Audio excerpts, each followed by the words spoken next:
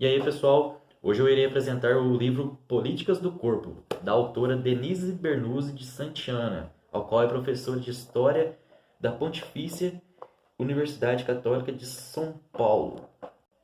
O primeiro artigo mencionado no livro é do historiador e sociólogo francês Georges Vigarello. Ele informa sobre as aparelhagens corretivas usadas por ortopedistas no século XVII, que, segundo eles, na época, eram aparelhos corretivos.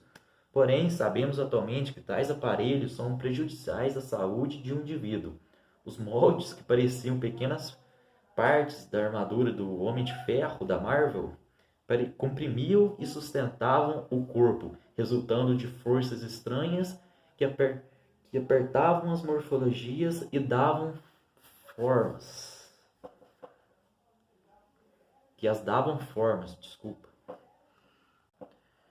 Na época, acreditavam que esses instrumentos corretivos serviam para aliviar e ajustar as anatomias, tanto que eram usados em crianças. Isso mesmo, pessoal, em crianças que estavam em fase de crescimento, tudo mais. A medicina na época também era preocupada não apenas com o funcionamento do corpo, mas também com a sua aparência visual.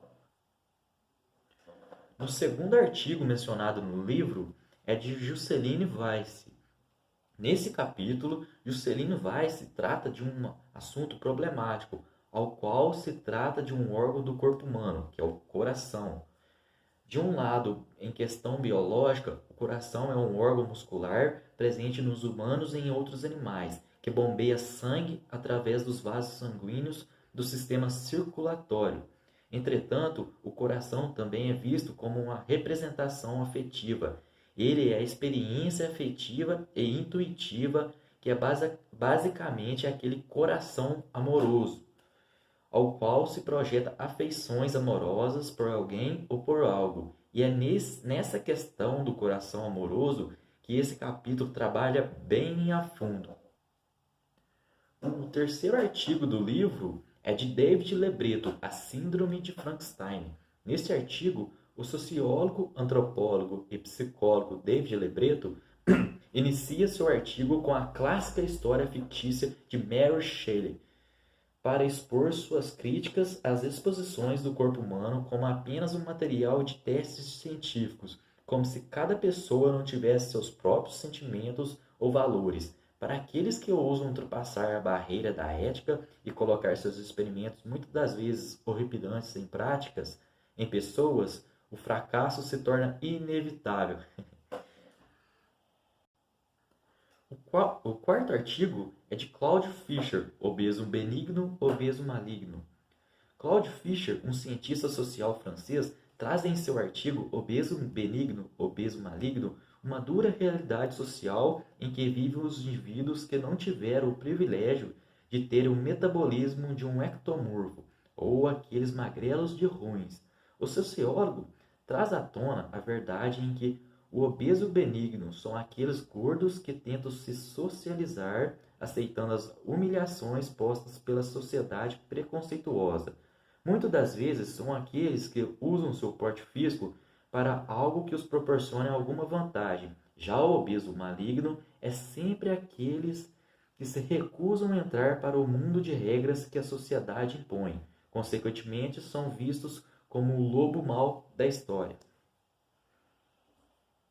O quinto artigo mencionado é de Jean-Jacques Courtine, Os Stakhanovistas do Narcisismo, Bodybuilding e Puritanismo Ostentatório na Cultura Americana do Corpo.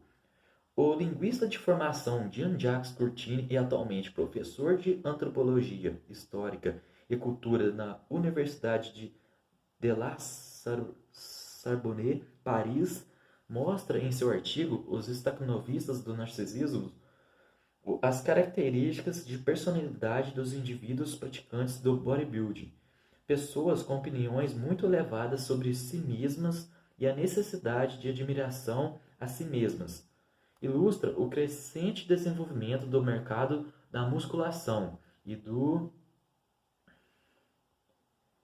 consumo de bens e serviços destinados à boa escultura física do indivíduo. Mostra que por trás dos atletas do fisiculturismo, como o famoso Arnold Schwarzenegger, há todo um processo de sistema econômico capitalista, se beneficiando com as ações dos praticantes.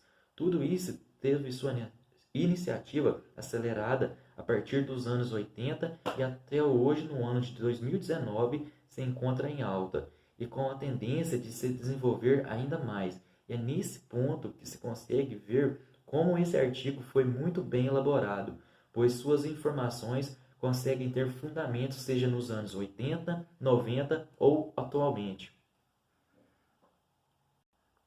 O sexto artigo é de Christian Pociolo, Os Desafios da Beleza, as Práticas Corporais em Mutação.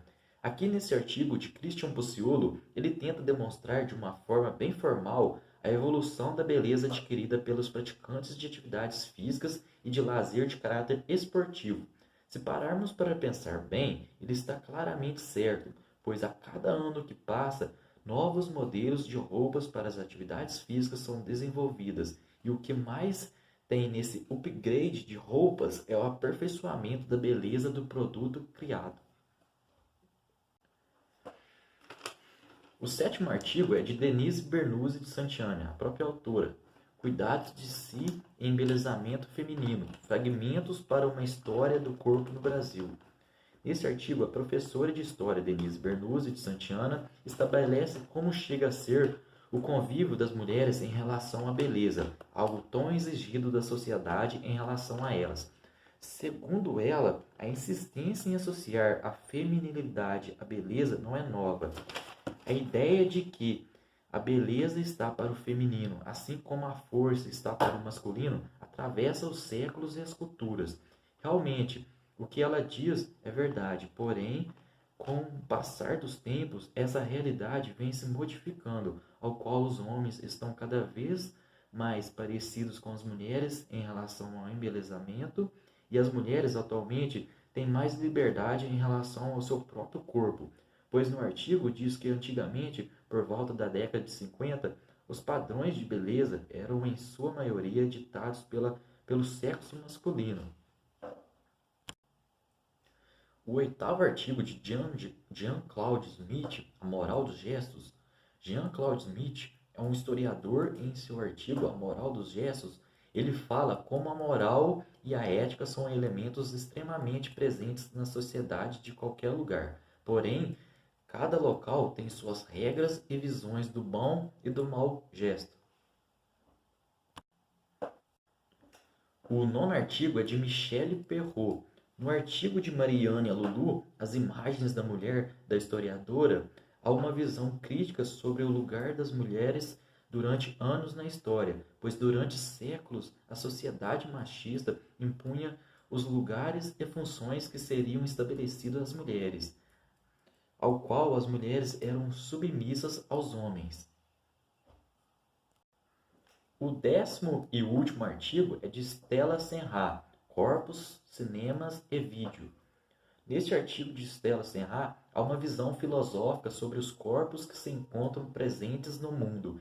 Tem uma visão ampla do valor de cada ser que compõe o infinito do universo, desde o ser mais artificial até o mais imperfeito. Bom, gente, resumindo, a obra de Denise Bernuzzi de Santillana é um excelente material para expandir o conhecimento sobre as diferentes visões adquiridas sobre o corpo ao passar dos tempos, indicado para os futuros profissionais da saúde, ao qual ilustra momentos importantes da história, para se compreender o presente e, consequentemente, o futuro das áreas como educação física e medicina, por exemplo.